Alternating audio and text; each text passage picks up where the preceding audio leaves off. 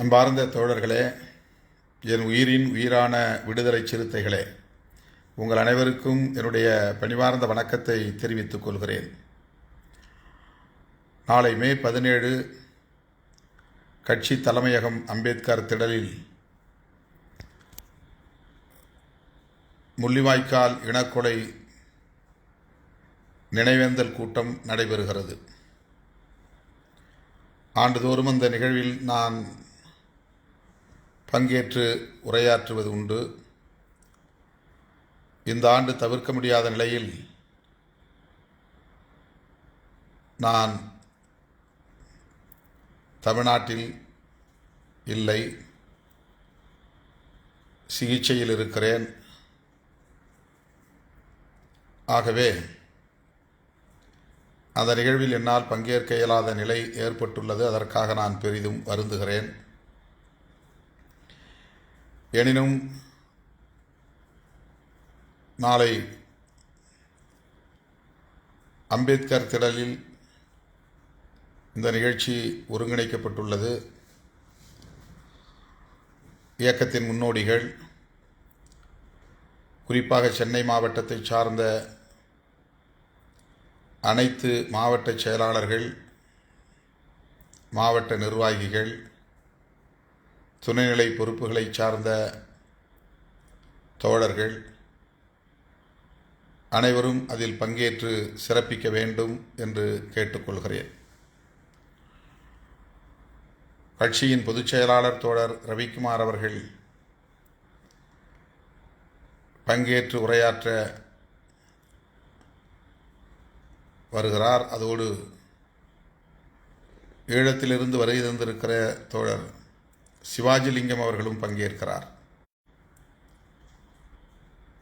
அந்த பகுதியைச் சார்ந்த மாவட்ட செயலாளர் கரிகாலவளவன் உள்ளிட்ட முன்னணி தோழர்கள் இதனை முன்னின்று ஒருங்கிணைக்கிறார்கள். கட்சியின் தலைமை நிலைய செயலாளர்கள் தகடூர் தமிழ்ச்செல்வன், இளஞ்சேக்குவேரா, பாலசிங்கம் ஆகியோரும் இந்த ஒருங்கிணைப்பு பணியிலே ஈடுபட்டுள்ளனர். வருகிற மே 25 நடைபெறவுள்ள விருதுகள் வழங்கும் விழா குறித்தும் கட்சி தலைமையகத்தில் கலந்தாய்வு கூட்டம், மே 25ஆம் தேதி நாம் நடத்தவிருக்கிற விருதுகள் வழங்கும் விழாவும் மிக முக்கியத்துவம் வாய்ந்த ஒரு விழா. அந்த விழாவை வெற்றிகரமாக நடத்துவதற்கு இயக்கத் தோழர்கள் மனம் வந்து பொக்கிழி அளிக்க முன்வர வேண்டும், நன்கொடை அளிக்க முன்வர வேண்டும் என்று நேற்று நான் நேரலையில் வேண்டுகோள் விடுத்திருந்தேன். அதை மீண்டும் நினைவுபடுத்துகிறேன். ஒவ்வொரு ஆண்டும் அம்பேத்கர் சுடர் விருதுக்கு வழங்குகிற தோழர்கள், பெரியார் ஒளி விருதுக்கு வழங்குகிற தோழர்கள் என 7 விருதுகளுக்கும் தனித்தனியே நன்கொடை வழங்கி வந்த தோழர்கள் இந்த ஆண்டும் அதேபோல நிதியை வழங்க வேண்டும் என்று நான் கேட்டுக்கொள்கிறேன். நாளை நடைபெறவிருக்கிற நிகழ்ச்சி மிகவும் முக்கியத்துவம் வாய்ந்த ஒரு நிகழ்ச்சி. தவறாமல் தோழர்கள் இதில் பங்கேற்க வேண்டும். சிவாஜிலிங்கம் அவர்கள் ஈழத்தில் டெலோ இயக்கத்தின் முன்னணி தலைவராக இருந்து பாடாற்றியவர், பல்வேறு நெருக்கடிகளை சந்தித்தவர், சிறைச்சாலையில் இருந்தவர், இந்தியாவுக்கே வரக்கூடாது என்கிற அளவுக்கு அவருக்கு தடை விதிக்கப்பட்டிருந்த காலம் உண்டு. நான் ஈழத்திற்கு செல்லும் போதெல்லாம் என்னோடு இருந்து எனக்கு இந்த பயணத்தில் ஒரு வழிகாட்டியாக இருந்து வரலாற்றை சொல்லுகிற, ஈழ விடுதலை போராட்ட வரலாற்றை சொல்லுகிற ஒரு வழிகாட்டியாகவும் இருந்து என்னை அரவணைத்தவர்.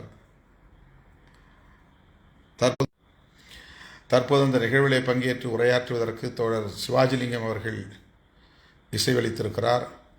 ஆகவே நமது கட்சி பொதுச் செயலாளர் தோழர் ரவிக்குமார் அவர்களும் ஈழ விடுதலை போராட்ட வீரருமான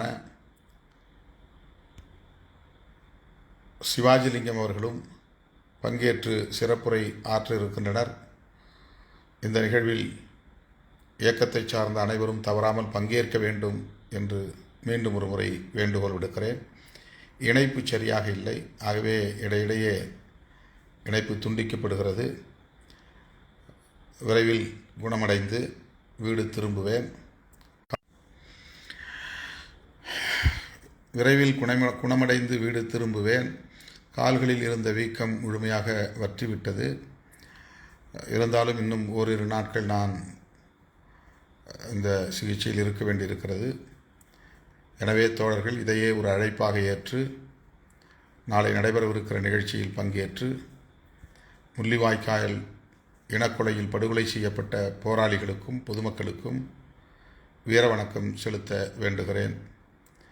ஈழம் வெல்லும், அதனை காலம் சொல்லும் என்கிற ஒரு கொள்கை முழக்கத்தை உலகத் தமிழர்கள் அனைவரும் உச்சரிக்கக்கூடிய ஒரு கொள்கை முழக்கத்தை எழுப்பிய இயக்கம், எழுப்பிக்கொண்டே இருக்கிற இயக்கம் விடுதலை சிறுத்தைகள் கட்சி. ஈழ விடுதலை எவ்வளவு முக்கியத்துவம் வாய்ந்தது என்பதை நாம் அனைவரும் அறிவோம். அந்த விடுதலை சர்வதேச சமூகத்தின் ஒத்துழைப்பு இல்லாமல் நிகழாது, இந்தியா உட்பட. எனவே இந்தியாவோடு நமக்கு அரசியல் முரண்கள் இருந்தாலும் ஈழ விடுதலைக்கு தீர்வு காணும் முக்கிய ஒரு சக்தியாக இருப்பது இந்திய அரசு என்பதை நாம் நினைவிலே கொள்ள வேண்டும். ஆகவே இந்திய அரசின் நிலைப்பாட்டை மாற்றக்கூடிய அளவுக்கு நாம் தொடர்ந்து அழுத்தம் கொடுக்க வேண்டிய தேவை இருக்கிறது. இந்திய அரசின் துணை இல்லாமல் ஒரு அங்குலம் கூட ஈழத்தமிழர் பிரச்சனையிலே நாம் முன்னோக்கி செல்ல முடியாது. ஆகவே இந்திய அரசின் துணை என்பது அது காங்கிரஸ் அரசு, பிஜேபி அரசு என்று புரிந்து கொள்ளக்கூடாது. இந்திய அரசு என்று மட்டுமே புரிந்து கொள்ள வேண்டும். அப்படி ஒரு நிலை இந்தியாவில் உருவாவதற்கு இன்னும் காலம் தேவைப்படுகிறது.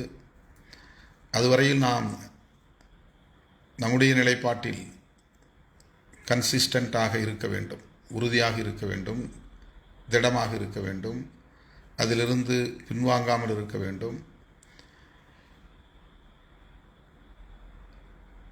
ஆகவே இப்படிப்பட்ட இந்த நிகழ்வுகள் அந்த உணர்வை நமக்கு தரும்.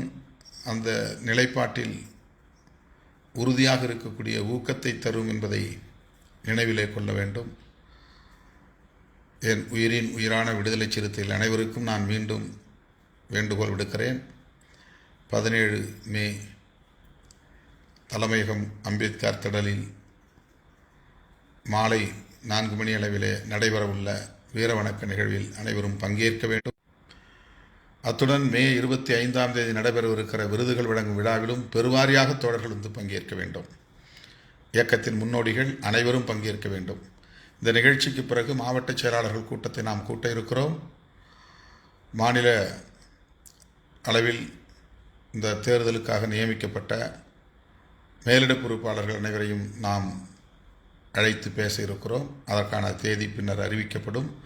நிர்வாகத்தை சீரமைப்பது குறித்து மிக விரிவாக நாம் அதில் கலந்தாய்வு செய்ய இருக்கிறோம்.